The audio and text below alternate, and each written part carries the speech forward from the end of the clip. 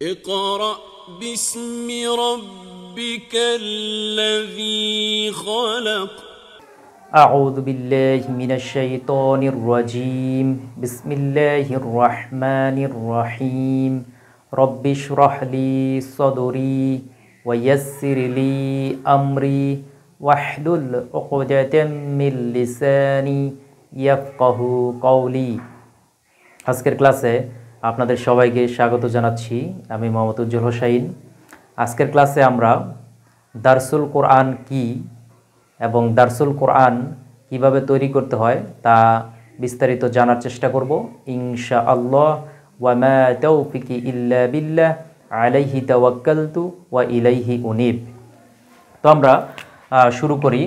দারসুল কোরআন বিষয়টা যদি আমরা আলোচনা করি যে দারসুল কোরআন কি, আমরা যদি দেখি যে আরবি শব্দ দারাসা, দারাসা অর্থ হচ্ছে পাঠ করলো, পাঠ করা, পাঠ করা বা পড়া। দারাসা মানে পাঠ করা বা পড়া, আর দাররাসা আরেকজনকে শেখানো, পাঠ করানো। যাই হোক, আমাদের মূল শব্দ হচ্ছে জায়গায় দারাসা। তো দারাসা যেই ফেলটা, ভার্বটা, এর একটি ইসেম বা নাউন হচ্ছে দার্স, দারসুন মানে দার্স, দার্স মানে পাঠ বা পড়া, পাঠ বা অধ্যয়ন, অধ্যয়ন। আর দার্সের সাথে দারসুল কোরআন, কোরআন শব্দটা কোরআনুন, এই যে আলিফ লাম আছে আগে, দারসুল কোরআন অর্থাৎ কোরআনের পাঠ বা কোরআন অধ্যয়ন। কোরআন অধ্যয়নের একটি পদ্ধতি হচ্ছে এই দার্স আকারে পড়া। অর্থাৎ দারসুল কোরআন হচ্ছে কোরআন মাজিদের নির্দিষ্ট একটি সূরা অথবা কোনো একটি সূরার অংশ, কয়েকটি আয়াতের সুনির্দিষ্ট আলোচনা, কয়েকটি আয়াতের একটু বিস্তারিত আলোচনা এবং কমপক্ষে 10টা পার্টে এই আলোচনাটা শেষ করা। তো এটা হচ্ছে এক ধরনের তাফসির বলা যায় বা একটু গবেষণা ধর্মী আলোচনা বা পড়া, অধ্যয়ন। তো আমরা যদি দেখি যে একজন যখন দার্স পেশ করবেন, বিশেষ করে দর্শক বা শ্রোতাদের সামনে তিনি দার্স দিবেন যাতে করে সবাই কোরআন বুঝতে পারে। যেহেতু কোরআনটা অনুধাবন করা প্রয়োজন সবার, যে কোরআনে আল্লাহ রাব্বুল আলামিন কী বলেছেন সেটা বিস্তারিত জানা প্রয়োজন। সেজন্য কোরআনের নির্দিষ্ট কোনো সূরা অথবা নির্দিষ্ট আয়াতকে একটু বিস্তারিতভাবে এর কয়েকটা ভাগে ভাগ করে আলোচনা করা, সেটাই হচ্ছে দারসুল কোরআন। দারসুল কোরআন যেমন নির্দিষ্ট সূরা বা আয়াতের উপরে হতে পারে, আবার দারসুল কোরআন বিষয়ভিত্তিক হতে পারে, যেমন সলাৎ বিষয়ে দার্স বা যাকাত বা হজ, এই বিষয়ে বিষয়ভিত্তিক, বা রমাদানের গুরুত্ব, তখন এই বিষয়ভিত্তিক কিছু আয়াত বাছাই করে সেই আয়াতের উপরে দার্স পেশ করলে ওই বিষয়ভিত্তিক আলোচনাটা করা যায়। তো একজন ব্যক্তি যখন, একজন দ্বীনের দায়ী যখন দার্স পেশ করবেন, তখন একটা দার্স তিনি কিভাবে তৈরি করবেন বা কিভাবে সেই দার্সটা উপস্থাপন করবেন সেটি নিয়ে মূলত আমাদের আজকের আলোচনাটা। তো একজন দ্বীনের দায়ী যখন দার্স পেশ করবেন তখন তিনি নির্দিষ্ট আয়াত বা কোনো সূরাকে 10টি ভাগে ভাগ করবেন। মোটামুটি 10টা বা কম বেশি হতে পারে, এই 10টা বিষয়ের উপরে আলোচনাটা তিনি রাখবেন, অর্থাৎ ওই নির্দিষ্ট অংশটাকে 10টা ভাগে ভাগ করবেন। যেমন প্রথমেই তিনি আলোচনা শুরুতে প্রথমেই থাকবে সহি তেলাওয়াত। তো তিলাওয়াত, সহি তিলাওয়াত করতে হবে, অর্থাৎ যে সূরা বা যে আয়াতটা আপনি যে আয়াতের উপর আলোচনা করবেন সেটা সহিভাবে তেলাওয়াত করতে হবে সবার সামনে। তো তেলাওয়াতের পরে থাকবে আমাদের 2 নম্বর পার্ট থাকবে সরল অনুবাদ। যারা শ্রোতা বা দর্শক যারা থাকবেন তাদের সামনে এটা তাদের যে ভাষা, মাতৃভাষা, সেটা অনুবাদ করতে হবে। আপনি যদি বাংলাদেশে কোরআনের দার্স দেন তাহলে সে কোরআন আরবিতে তেলাওয়াত করে সেটা বাংলায় অনুবাদ করতে হবে। যদি আপনি ইংরেজি ভাষাভাষী কোনো দেশে দারসুল কোরআন পেশ করেন তখন আগে কোরআন মাজিদ থেকে তেলাওয়াত করে সেটা তাদের নেটিভ যে ল্যাঙ্গুয়েজ আছে সেটাতে, অর্থাৎ ইংরেজিতে, তখন সেটা অনুবাদ করে দিতে হবে, সরল অনুবাদ, যাতে করে সহজে বোঝা যায়। তারপরে 3 নম্বর পার্টে থাকবে সম্বোধন, অ্যাড্রেস করা, অর্থাৎ দারসুল কোরআন যে প্রোগ্রামটা সেটা কারা অ্যারেঞ্জ করেছে, কাদের উদ্যোগে সেটা আয়োজিত হয়েছে সেটি উল্লেখ করতে হবে, এবং আপনার সামনে কারা উপস্থিত, কে প্রধান অতিথি, কে বিশেষ অতিথি, বা এভাবে সবাইকে সম্বোধন করে সালাম দিয়ে দারসুল কোরআনটা শুরু করতে হবে। যে তারপরে পরের অংশে থাকবে সূরার নামকরণ। আপনি যে সূরা থেকে পাঠ করবেন, সম্পূর্ণ সূরাও হতে পারে, সূরার অংশবিশেষও হতে পারে, সেই সূরাটির নামকরণ কিভাবে হয়েছে সেটি আলোচনা করতে হবে। প্রথমে সূরার নামটি বলতে হবে যে এই সূরার এত নং আয়াত থেকে এত নং আয়াত পর্যন্ত তেলাওয়াত করা হয়েছে, অথবা এই সম্পূর্ণ সূরাটি তেলাওয়াত করা হয়েছে এবং এই সূরার নামকরণটা এভাবে এসেছে। তো একটা সূরার নামকরণ, কোরআন মাজিদের সূরার নামকরণ দুইভাবে হতে পারে। একটা হচ্ছে সূরার ভিতর থেকে কোনো শব্দকেই সেই সূরার নামকরণ করা হয়, আবার ওই সূরার অন্তর্নিহিত ভাব বা তাৎপর্য বা শিক্ষা থেকে ওই সূরার নামকরণ করা হয়ে থাকে। যেমন আমরা যদি দেখি যে সূরা বাকারা, সূরা আলে ইমরান, সূরা নিসা বা সূরা হুজরাত, তো এই সূরাগুলা সূরার ভিতরের শব্দ থেকেই এই সূরার নামকরণ করা হয়েছে। আবার আমরা যদি দেখি যে সূরা ফাতিহা, সূরা ইখলাস, এই সূরাগুলা কিন্তু এই যে সূরা ফাতিহা শব্দটা কিন্তু সূরা ফাতিহার ভিতরে নেই। সূরা ইখলাস যে শব্দটা, ইখলাস শব্দটা কিন্তু সূরা ইখলাসের ভিতরে নেই। এগুলো হচ্ছে তার অন্তর্নিহিত তাৎপর্য বা অর্থগতভাবে বা ভাবগতভাবে এর নামকরণ করা হয়েছে। তো আপনি যেই সূরাটা পাঠ করবেন সেই সূরাটা কিভাবে নামকরণ করা হয়েছে, সেটা কি অন্তর্নিহিত সেই সূরার ভিতরের কোনো শব্দ থেকেই এর নামকরণ করা হয়েছে, নাকি এই সূরার অন্তর্নিহিত ভাব থেকে তার নামকরণ করা হয়েছে, সেটা উল্লেখ করবেন। তবে কোরআন মাজিদের বেশিরভাগ সূরাই হচ্ছে তার ওই সূরার ভিতরের অন্তর্গত কোনো শব্দকেই সেই সূরার নামকরণ করা হয়েছে।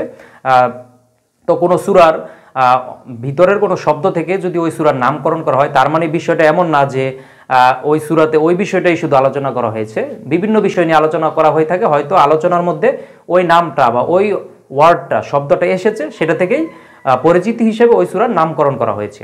যেমন সূরা বাকারা, বাকারা শব্দের অর্থ হচ্ছে গাবি। তো গাবি মানে এটি গরু। তো এর মধ্যে যে গরু বিষয়ে অনেক আলোচনা করা হয়েছে বা গাবি বিষয়ে অনেক আলোচনা করা হয়েছে, বিষয়টা তা না। ওই সূরা বাকারার 67-68 নং আয়াতে মুসা আলাইহিস সালামের যেই সময়কারের একটা ঘটনার উল্লেখ করতে গিয়ে একটা গরুর বা গাভীর কথা উল্লেখ করা হয়েছে, সেটা থেকে এর নামকরণ করা হয়েছে। এর বাইরে গাভী নিয়ে আর কোনো আলোচনা নেই। তো এটা শুধু জানার জন্য বা শনাক্ত করার জন্য যে এটা এই সূরা, এই জন্য শব্দগুলো থেকে নামকরণ করা হয়। তো এইভাবে আলোচনা করবেন যে এই সূরার নামকরণটা কিভাবে করা হয়েছে। তারপরে নাজিল হওয়ার সময়কালটা আলোচনা করতে হবে, যে সূরাটা বা যে অংশটা আলোচনা করেছেন সেটা নাজিল হওয়ার সময়কাল কখন। অর্থাৎ আমরা জানি যে কোরআন মাজিদের সমস্ত সূরাকে কিন্তু দুই ভাগে ভাগ করা হয়। একটা হচ্ছে মাক্কি সূরা, আরেকটা হচ্ছে মাদানী সূরা। তো মাক্কি সূরাগুলা, এটা মাক্কি নাকি মাদানী, এর বিষয়বস্তু বা এর সূরার আকৃতির উপরে অনেকটা বোঝা যায়। সাধারণত আমরা জানি যে মাক্কি সূরাগুলো হচ্ছে আকারে ছোট ছোট, কবিতার মতো, অলঙ্কারময়, ছন্দময়, হ্যাঁ। এবং এই মাক্কি সূরাগুলোতে তাওহীদ, রিসালাত, আখিরাত, এই বিষয়গুলোর উপরে, মৌলিক বিষয়গুলোর উপরে আলোচনা করা হয়েছে, বা পরকালের যে বিষয়টা, জান্নাত জাহান্নাম, এই বিষয়গুলো নিয়ে আলোচনা করা হয়েছে। মাক্কি সূরাগুলোতে ইয়া আইয়ুহান নাস বলে সমস্ত মানব মণ্ডলীকে সম্বোধন করা হয়েছে। আবার এর বিপরীতে আমরা যদি দেখি যে মাদানী সূরাগুলো থাকে আকারে অনেক বড় বড়, যেমন বাকারা, আলে ইমরান, নিসা, এবং এই সূরাগুলোতে আল্লাহ রাব্বুল আলামিন যে পূর্ণাঙ্গ জীবন ব্যবস্থা আমাদেরকে দিয়েছেন, সেই জীবন ব্যবস্থা, আইন কানুন, বিধি বিধান, সামাজিক রীতিনীতি, আন্তর্জাতিক চুক্তি, যুদ্ধ বিগ্রহ, এই সব বিষয়গুলা মাদানী সূরাগুলোতে নিয়মকানুনগুলো উল্লেখ করা হয়েছে। তারপরে মাদানী সূরাতে আল্লাহ রাব্বুল আলামিন ইয়া আইয়ুহাল্লাযিনা আমানু বলে বেশিরভাগ ক্ষেত্রে সম্বোধন করেছেন, যে হে ঈমানদারগণ বা হে বিশ্বাসীগণ, তোমরা যারা ঈমান এনেছো, তাদেরকে সম্বোধন করে কথা বলেছেন। তো এইভাবে এই সূরার আলোচ্য বিষয় বা আকার আকৃতি, এগুলো হচ্ছে তাফসির থেকে বিষয়টা জেনে নিতে হবে যে তাফসির কারকগণ এই কোন সূরাটিকে কোন সময়কালে নাজিল হিসেবে উল্লেখ করেছেন। এভাবে ভাগ করতে হবে যে সূরাটা কখন নাজিল হয়েছে সেটা আপনি উল্লেখ করবেন। তারপরে 6 নম্বরে আসবে শানে নুজুল, যেই নুজুল মানে নাজিল হওয়ার, আর শানটা কোন অবস্থার, কোন প্রেক্ষিতে সেটা নাজিল হয়েছে। যেমন কোরআন মাজিদ দীর্ঘ 23 বছরে হযরত মুহাম্মদ সাল্লাল্লাহু আলাইহি সাল্লামের উপর নাজিল হয়েছে বিভিন্ন ঘটনার প্রেক্ষিতে। এক একটা ঘটনার প্রেক্ষিতে এক একটা সূরা বা আয়াত নাজিল হয়েছে। তো আপনি যে সূরাটি বা আয়াতটি তেলাওয়াত করেছেন, সেই সূরাটির যদি সুনির্দিষ্ট কোনো ঘটনা থাকে যে এই ঘটনার প্রেক্ষিতে বা এই যুদ্ধের প্রেক্ষিতে বা এই আলোচনার প্রেক্ষিতে, তখন আল্লাহ রাব্বুল আলামিন এই সূরাটা নাজিল করেছেন। এভাবে যদি কোনো ঘটনা থাকে তখন সেটা উল্লেখ করবেন যে এই ঘটনার প্রেক্ষিতে আল্লাহ রাব্বুল আলামিন এই অবস্থায় এই সূরাটা নাজিল করেছেন।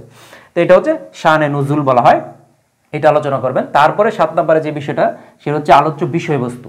আপনি যেই সূরাটা পাঠ করেছেন বা যেই আয়াতাংশ বা আয়াত তেলাওয়াত করেছেন সেটা কোন বিষয়ের উপরে মৌলিক, অর্থাৎ এর কিওয়ার্ডটা আপনাকে নিতে হবে, এর হেডওয়ার্ডটা আলোচনা করতে হবে যে মূল বিষয়বস্তু হচ্ছে এইটা, মানুষের মৃত্যু বা মানুষের কবরের আযাব বা জান্নাতের নিয়ামত বা সলাতের গুরুত্ব, এইভাবে যে কোনো একটা কিওয়ার্ড থাকবে যেটা হচ্ছে মূল ফোকাস পয়েন্ট থাকবে, যে এই বিষয়টা হচ্ছে মূল বিষয়টা আলোচনার কেন্দ্রবিন্দু, তার উপরে আলোচনা হবে। তারপরে আমরা যদি দেখি যে 8 নম্বরে থাকবে এর ব্যাখ্যা, অর্থাৎ যেই দারসুল কোরআনটা আপনি পেশ করছেন তার ওই নির্দিষ্ট সূরা বা আয়াতের উপরে ব্যাখ্যা, বিস্তারিত ব্যাখ্যা আলোচনা করতে হবে। যে বিশেষ করে এই জায়গায় যদি শাব্দিক কোনো ব্যাখ্যা থাকে তাহলে সেটাকে গ্রামাটিক্যালি কি কি পরিবর্তন আছে বা এই গ্রামাটিক্যালি কেন ব্যবহার করা হয়েছে, এর তাৎপর্যটা কি, শাব্দিক ব্যাখ্যা প্লাস এর তাফসির আপনি আলোচনা করবেন। তারপরে আসবে শিক্ষা, অর্থাৎ দারসুল কোরআনে যে অংশটা আপনি পাঠ করেছেন বা যে সূরাটা আলোচনা করেছেন তার থেকে আমরা কি শিক্ষা পেলাম, সেই শিক্ষাগুলা বিশেষ করে পয়েন্ট আকারে যদি সম্ভব হয়, পয়েন্ট আকারে যে এই শিক্ষা আমরা পেলাম এই নির্দিষ্ট সূরা বা নির্দিষ্ট আয়াত থেকে, সেই শিক্ষাগুলো আপনি পয়েন্ট আকারে উল্লেখ করবেন। তারপরে সর্বশেষ থাকবে প্রশ্ন উত্তর পর্ব, অর্থাৎ দারসুল কোরআনের আপনি যেই নির্দিষ্ট সূরা বা আয়াত থেকে যেই 9টি পয়েন্টে আলোচনা করেছেন, তারপরে যারা দর্শক বা শ্রোতা থাকবে তাদের যে মনের মধ্যে প্রশ্ন থাকতে পারে যে এটা কেন হলো বা এটা কোথায় আছে, দলিল ভিত্তিক আলোচনা হবে। তখন অনেকে হয়তো আপনার এই দলিল জিজ্ঞেস করতে পারে যে এটার রেফারেন্স কি, কোন সূরাতে আছে, বা যেই কথাটা বলেছেন এটা কোন হাদিসে আছে, রেফারেন্স আছে। সেজন্য আলোচনা হবে রেফারেন্স ভিত্তিক, কোরআন হাদিসের তথ্য ভিত্তিক আলোচনা করবেন। তাহলে যে কোনো শ্রোতার বা দর্শকের যে প্রশ্ন থাকে সেই প্রশ্ন আপনি কোরআন মাজিদ এবং হাদিস থেকে সেটা দলিল পেশ করতে পারবেন। কারণ অনেকেই দেখা যায় যে কোনো একটা ঘটনা বা কাহিনী পেলে এই ঘটনা বা কাহিনী এর প্রেক্ষিতে আলোচনা করেন, অথচ দেখা যায় যে এটা কোরআন মাজিদে এর কোনো দলিল নাই বা সহিহ হাদিসে এর কোনো উল্লেখ নাই। যেমন কোন হুজুর আকাশ দিয়ে উড়ে গেলেন সেটা আলোচনা করার দরকার নাই, কোন হুজুর ফু দিয়ে বাঘ মেরে ফেললেন সেটা আলোচনা করার দরকার নাই, বা কোন হুজুর ডুব দিয়ে পানিতে 1 ঘন্টা বসে রইলেন, কোন পীর, কোন আউলিয়া, এগুলা বিষয়বস্তু না। সেটা কোরআন এবং হাদিসে আছে কিনা সেটা আগে সহি হাদিস থেকে এবং কোরআন মাজিদ থেকে আগে জেনে নেবেন, যেটা কোরআন এবং হাদিসের দলিল আছে কিনা। দলিলবিহীন কোনো আলোচনা করা যাবে না। তো এভাবে আপনি কোরআন এবং সহি হাদিস থেকে দলিল ভিত্তিক যখন আলোচনা করবেন, এই 10টা পার্টে যখন নির্দিষ্ট একটা সূরা বা নির্দিষ্ট আয়াত যখন ভেঙে ভেঙে এভাবে আলোচনা করবেন, তখন নিজেও অনেক বিষয়গুলো জানতে পারবেন। এবং আপনি যেহেতু দিনের একজন দায়ী যদি হতে চান, তখন এইভাবে আলোচনা করলে লোকজন কিন্তু কোরআন মাজিদের প্রতি, ইসলামের প্রতি আকৃষ্ট হবে, তারা প্র্যাকটিসিং মুসলিম হয়ে যাবে। তো আশা করি আপনারা যারা কোরআনের দার্স তৈরি করবেন তারা প্রথমে সিলেক্ট করে নেবেন যে আপনি আসলে কোন বিষয়ে, বা আপনি কি নির্দিষ্ট কোনো সূরার উপরে আলোচনা করতে চাচ্ছেন নাকি নির্দিষ্ট কোনো বিষয়ভিত্তিক আলোচনা করতে চাচ্ছেন। সেই বিষয়ভিত্তিক বা নির্দিষ্ট সূরা আগে বাছাই করবেন যে এই সূরাটার এত নং আয়াত থেকে এত নং আয়াত আমি আলোচনা করব। তারপরে কোরআন মাজিদের বিভিন্ন তাফসির থেকে আপনি বা সহি হাদিস থেকে এর বিষয়ভিত্তিক বা এর সাথে রিলেটেড হাদিস এবং তাফসির থেকে এই তথ্যগুলো আগে নোট ডাউন করে নিতে হবে, আগে নোট করে নিতে হবে। তারপরে আপনি সেই দার্সটা সবার সামনে পেশ করবেন। তো আশা করি যে আজকের এই ক্লাসের মাধ্যমে আপনারা যারা দার্স দিতে প্রস্তুত বা দার্স তৈরি করতে চাচ্ছেন তারা কোরআন মাজিদের দার্স প্রস্তুত করতে পারবেন। তারপর আপনাদের কোনো প্রশ্ন বা জিজ্ঞাসা বা মতামত থাকলে আপনারা কমেন্টে জানাতে পারেন। তো ধন্যবাদ সবাইকে। আসসালামু আলাইকুম ওয়া রাহমাতুল্লাহি ওয়া বারাকাতুহু। ইকরা বিসমি রাব্বিকাল্লাযী খালাক।